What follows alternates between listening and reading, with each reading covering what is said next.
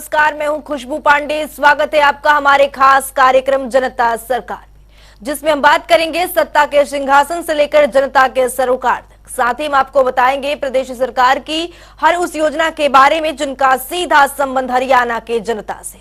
योजनाएं प्रदेश के विकास को नई गति प्रदान करेंगी और हरियाणा की जनता का चहुमुखी विकास भी करेंगी, ताकि प्रदेश की जनता तरक्की की राह पर आगे बढ़े और हरियाणा प्रदेश उन्नति की नई ऊंचाइयों को छूता हुआ प्रगतिशील रहे। तो अगले 30 मिनट तक बने रहिए हमारे साथ और देखते रहिए जनता सरकार।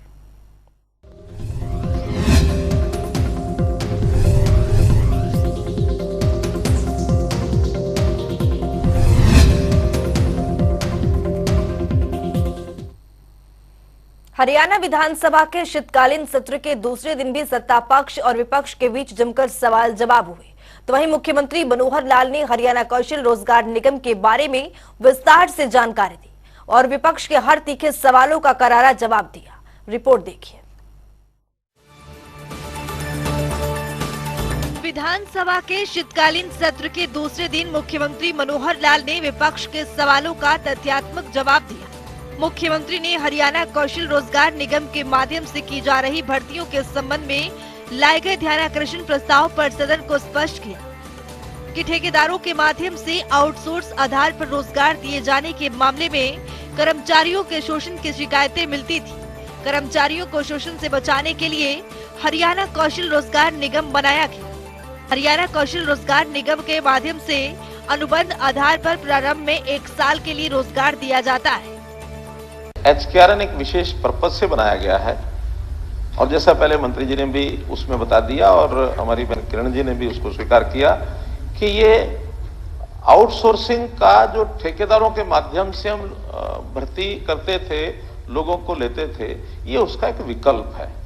वो जो सारी शिकायतें आती थी वो शिकायतें न रहें और हम उनकी शोषण से कैसे युवकों को बचाएं, क्योंकि सैलरी कम है ये हमको पता है। उस सैलरी में से भी उनका और शोषण होता रहे।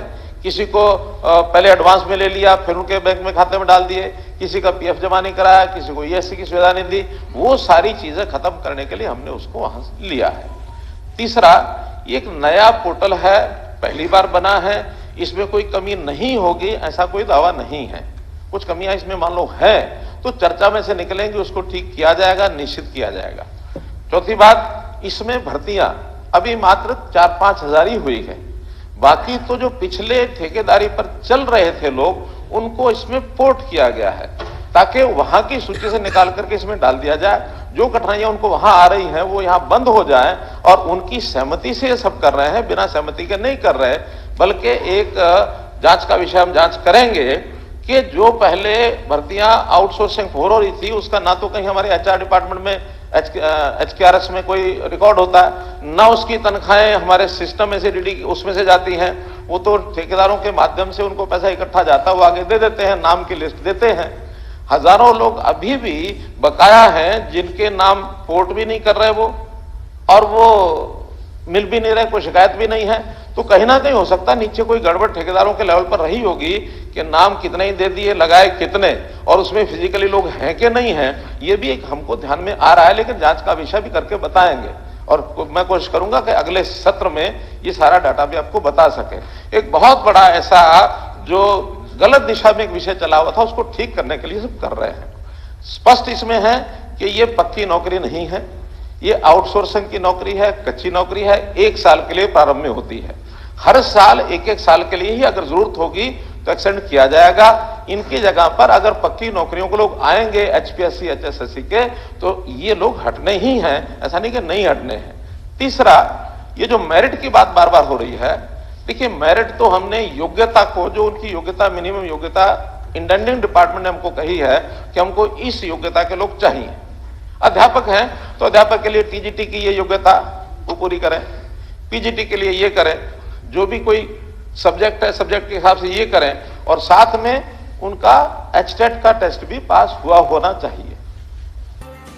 मुख्यमंत्री मनोहर लाल ने कहा कि हमारी सरकार ने ये प्रावधान किया है कि कोई भी कर्मचारी अगर उच्च पद पर होने वाली नियमित भर्ती में जाना चाहता है तो उसे अनापाती प्रमाण पत्र लेने की आवश्यकता नहीं है, केवल विभाग को सूचित करना है। उन्होंने सदन को अवगत कराया कि निगम के माध्यम से अब तक की गई भर्तियों में 37% उम्मीदवार अनुसूचित जाति से संबंधित है। अभी हमने जिले को एक इकाई माना था कि एक जिले के लोगों को प्राथमिकता दी जाए। विचार आया कि जिला भी कई बार बड़ा होता है। अब सिरसा जिला, डोवाली भी वही है और नाथुरी चोपटा भी उसी में है, डिंग भी उसी में है, दोनों का मिलाकर के 80 किलोमीटर की दूरी है। तो इसको ब्लॉक के हिसाब से एक श्रेणी बनाई जाए कि ब्लॉक के अंदर है तो ज्यादा मार्क्स दिए जाए, जिले में है थोड़ा उससे कम दिए जाए, एडजॉइनिंग जिले में और कम दिए जाए। और हमारी कोशिश है कि ऐसी कच्ची नौकरी जो है वो एडजॉइनिंग जिले से ज्यादा दूर के व्यक्ति को बेशक भी टाला जाए, वहां कहीं जरूरत पड़ेगी वहां देखेंगे। इसलिए ये सारे क्राइटेरिया जो बनाए हैं, इस क्राइटेरिया के आधार पर योग्यता, हाँ अनुभव। एक प्रारंभ में ये था कि एचकेआर में शुरू में हम जो अनुभवी लोग हैं, जो हरियाणा सरकार के ही किसी विभाग से, बोर्ड कॉर्पोरेशन से, क्योंकि वहां वो कच्चे नौकरी वाले हटते तो हैं ही हैं। जैसे ही हमारा जोर है कि एचपीएससी की, एचएससी की नौकरी को बढ़ाओ, जब वो बढ़ाएंगे तो उनकी जगह जो लगे हुए हैं उनकी पोस्ट के अगेंस्ट ही हैं, वो हटेंगे तो उनको पहले प्राथमिकता दो, अनुभव के मार्क्स अलग से दो। अनुभवी लोगों को सबको रजिस्टर कराया था, जिनका अनुभव नहीं था उनका नहीं कराया था। विषय आया कि प्राइवेट अनुभव को भी इसमें शामिल करो।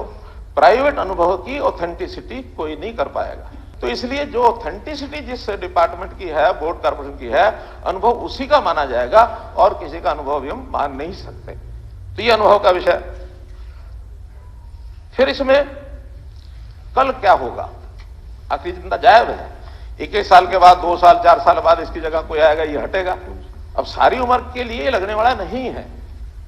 हम ये कहते हैं कि अच्छा सारी उम्र की चिंता इसकी, वो तो पक्की नौकरी वाला ही सारी उम्र का उसका प्रावधान है। जो कच्ची नौकरी के, ठेकेदारी के या हरियाणा कौशल रोजगार के, इनको सारी उम्र के लिए हम कोई व्यवस्था बना नहीं सकते, ना हमारा कोई इसके अंदर कोई स्टैट्यूटरी कोई प्रावधान हो सकता कि अध्यापकों के दोनों बार जो 2074 और 2049 इन लोगों की जब उसके अंदर अवसर इनको जिनको देना था उसका क्राइटेरिया समझ करके मैंने स्वयं बटन दबाया, और स्वयं बटन दबाने के बाद दोनों बार 10-10 लोगों से मैंने फोन भी किए। एक ने कहा जी नहीं अभी तो कोई समाचार नहीं। मैंने कहा फोन बंद करो, अपना फोन में देखो उठा के तुम्हारे पास कोई मैसेज आया है। 5 मिनट बाद फोन आया, हाँ जी मैसेज आया है। तो इसलिए उनको हाथों हाथ बटन दबाते हैं, हाथों हाथ उनको मैसेज पहुंचता। मैसेज ये पहुंचता कि आप फला जगह जाकर के, हाँ आपको अपना वो डालना पड़ता, उनको अपना नंबर डालना पड़ता, फिर उनको स्कूल का स्थान पता लगता है कि इस स्कूल में आप 15 दिन के अंदर जाके ज्वाइन करें। 15 दिन में ज्वाइन नहीं करता, फिर उनको मैसेज आता आपका नाम इसमें से खत्म काट दिया। क्योंकि ये लंबा समय का मामला नहीं है, हमने और भी नए लोगों को उसमें लगाना है। इसके बाद हमारे पास जो बहुत बड़ा डाटा वो है परिवार पहचान पत्र का। परिवार पहचान पत्र में से अब हम आगे इस क्राइटेरिया गरीबी के हिसाब से, एक छोटी बात सुन लो, आईना उठाया ना करो, आईना उठाओ तो पहले खुद देखा करो, वही मैं कह रहा हूं आपको। दिखाया करो। मुख्यमंत्री ने कहा कि एक साल में केवल 20,000 की सरकारी नौकरियां देना संभव हो सकता है, इससे ज्यादा नहीं। हमने पिछले 8 सालों में 1 लाख नौकरियां दी गई है और आने वाले समय में ज्यादा से ज्यादा 50,000 की और भर्ती कर पाएंगे। उन्होंने कहा कि हरियाणा कौशल रोजगार निगम के माध्यम से सरकारी विभागों निगमों में अनुबंध आधार पर पारदर्शी तरीके से मैन पावर उपलब्ध करवाई जा रही है। समय समय पर बहुत से चेंजेस व्यवस्था में, सिस्टम में होते रहते हैं। उसमें सबसे बड़ा एक चेंज होता है कि किस विभाग में कितनी पोस्टें चाहिए, कितनी जरूरत है, कितने लगे हैं, कितने खाली रह गए। समय के हिसाब से बहुत चेंजेस में होते हैं। अब 2 चेंजेस मैं आपके ध्यान में ला रहा हूं। एक चेंज तो टेक्निकल युग आ गया है। अब इस टेक्निकल युग में फिर वही बात पोर्टल वाली कि आईटी के जमाने में बहुत चीजें अब आपकी ऑनलाइन हो गई हैं। जो मैनुअली जितने लोगों की पहले जरूरत होती थी, अब उतने लोगों की जरूरत रही नहीं है।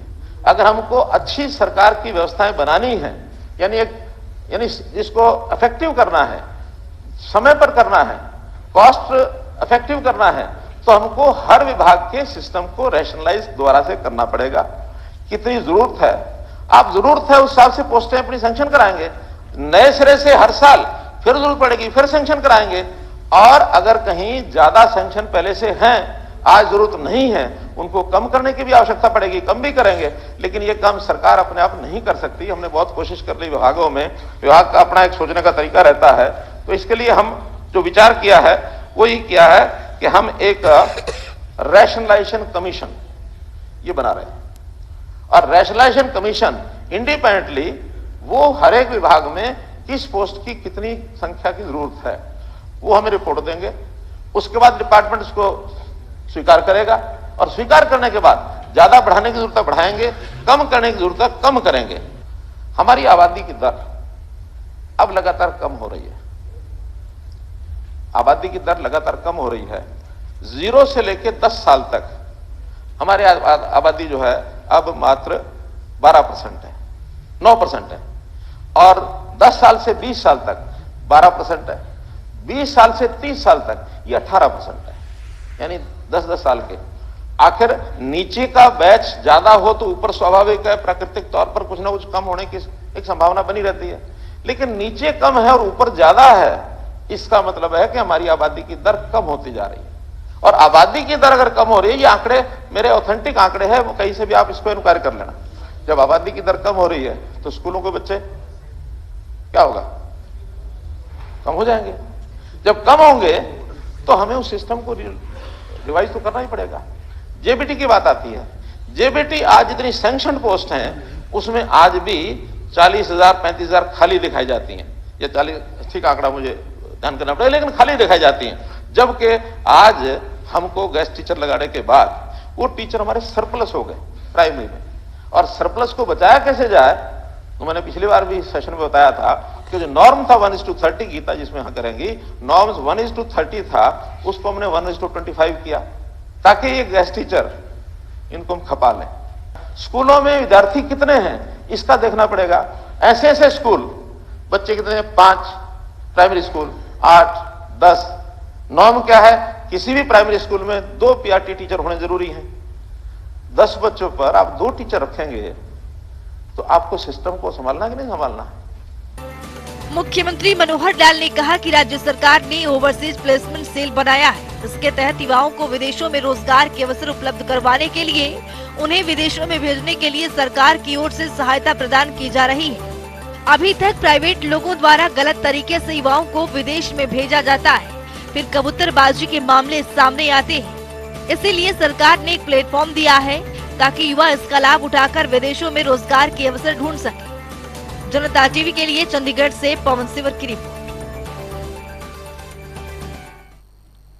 हरियाणा की मनोहर सरकार प्रदेश हित में कई बड़े और कुशल फैसले लेती रहती है, जिससे प्रदेश देश के अग्रणी राज्यों में शुमार होता जा रहा है। हरियाणा के नागरिक विकास के पथ पर आगे बढ़ते जा रहे हैं। वहीं मुख्यमंत्री मनोहर लाल की नेक पहल से ही आज हरियाणा आईटी के क्षेत्र में सिरमौर बनता जा रहा है। आपको बता दें कि हरियाणा विधानसभा में शीतकालीन सत्र चल रहा है, जिसमें सभी जगहों पर हाई-फाई टैबलेट्स लगाए गए हैं। हरियाणा देश का तीसरा ऐसा राज्य है जिसमें विधानसभा पूरी तरह से पेपरलेस है। रिपोर्ट देखिए।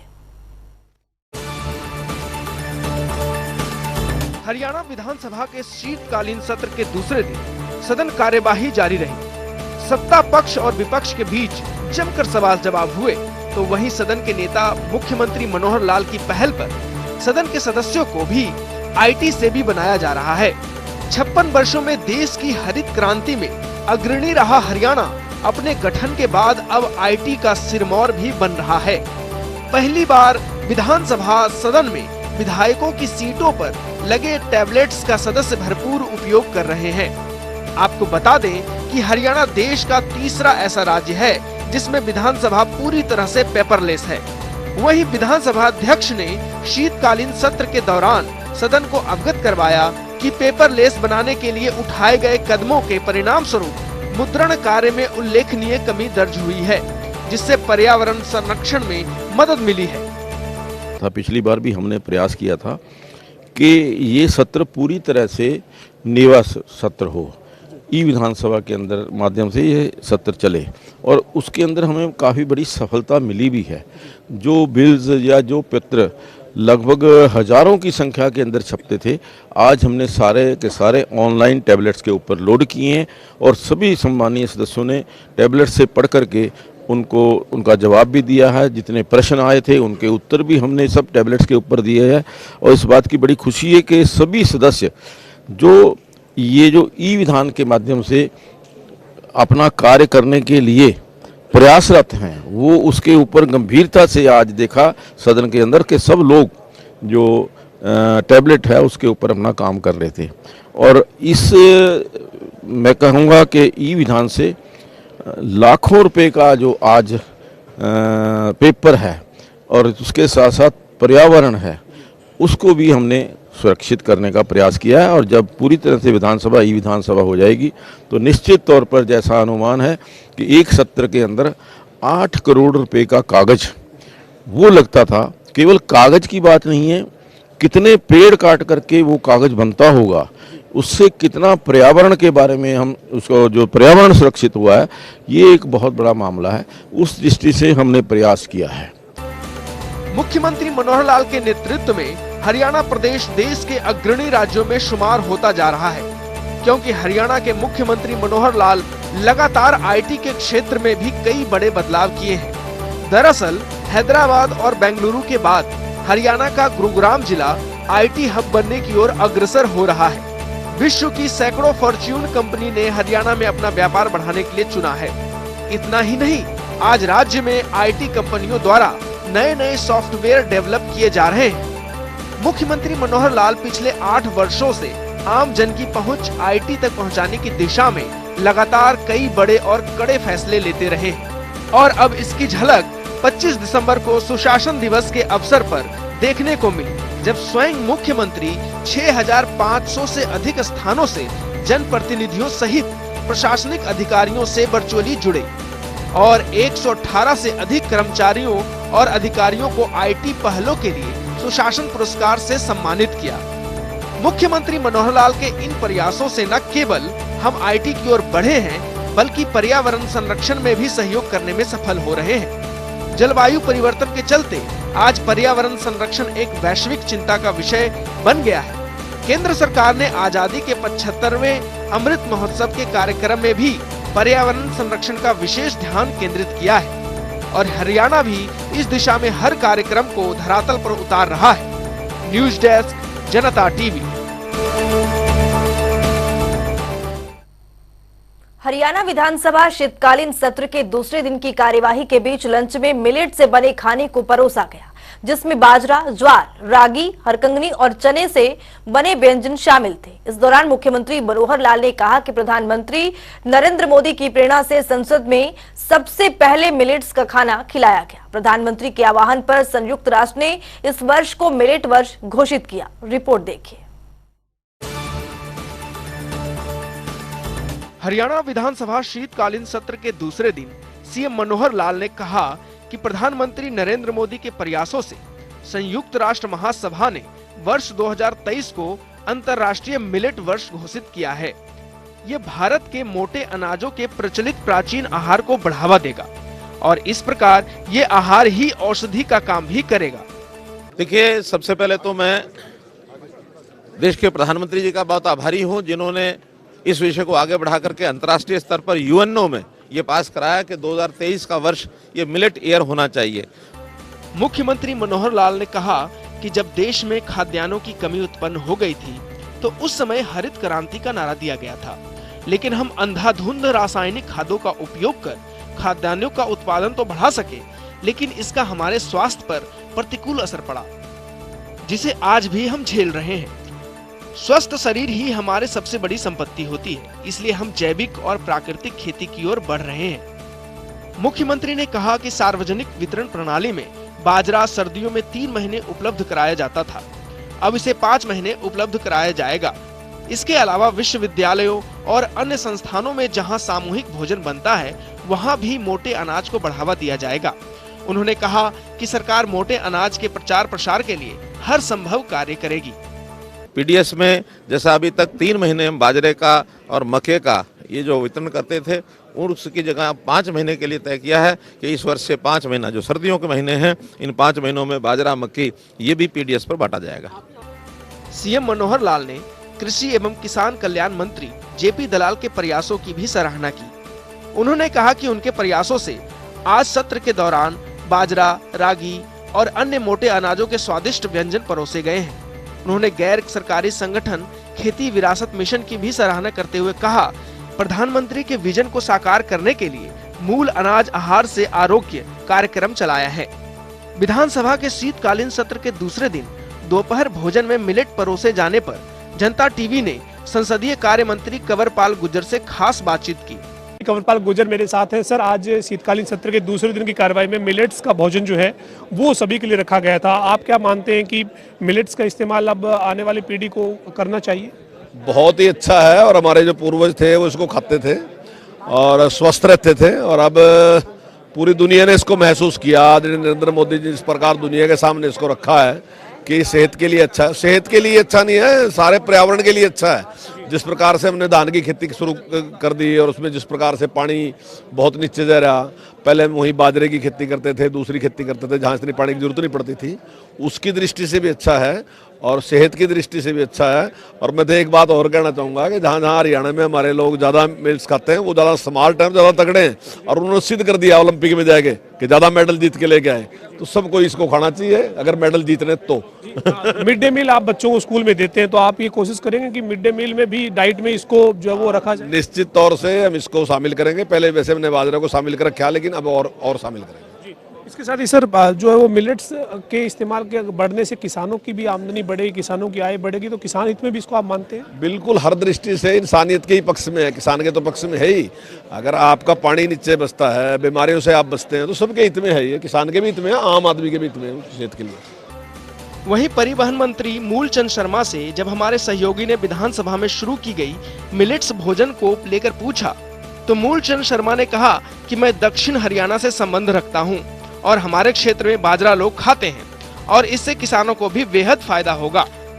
मिलेट्स का खाना आज लंच में विधानसभा के शीतकालीन सत्र में रखा गया था। मेरे साथ बातचीत के लिए परिवहन मंत्री मूलचंद शर्मा है। सर, मिलेट्स का खाना था आज, बाजरा, ज्वार, रागी, इस तरह के किस तरह से देखते हैं? नहीं, मैं मानता हूँ हम तो दक्षिण हरियाणा के लोग हैं और जो मोटा जो अनाज है सेहत के लिए, स्वास्थ्य के लिए और मौसम के हिसाब से शरीर के लिए बीमारी को दूर भगाने के काम आता है, लाभ आता है। ये किसानों के हित में भी आप इस कदम को मानते हैं? चूंकि किसान अगर बाजरा और इसका इस्तेमाल चने का, रागी का बढ़ेगा तो किसान की आय बढ़ेगी, किसान की फसल बिकेगी।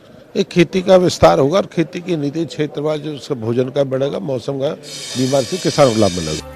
आपको बता दें कि प्रधानमंत्री नरेंद्र मोदी की प्रेरणा से संसद में सबसे पहले मिलेट से तैयार खाना खिलाया गया और आज हरियाणा विधानसभा देश की ऐसी दूसरी विधानसभा बनी है जहां पर दोपहर भोज में मिलेट परोसे गए हैं, जिसमें कुटकी, शकरकंदी, खीर, रागी हलवा, बाजरे की रोटी, हरी कंगनी, शकरकंदी शोरबा, स्वांग मूंग खिचड़ी, कोदरा मटर पुलाव, पत्ता गोभी बड़ा सहित कई व्यंजन परोसे गए।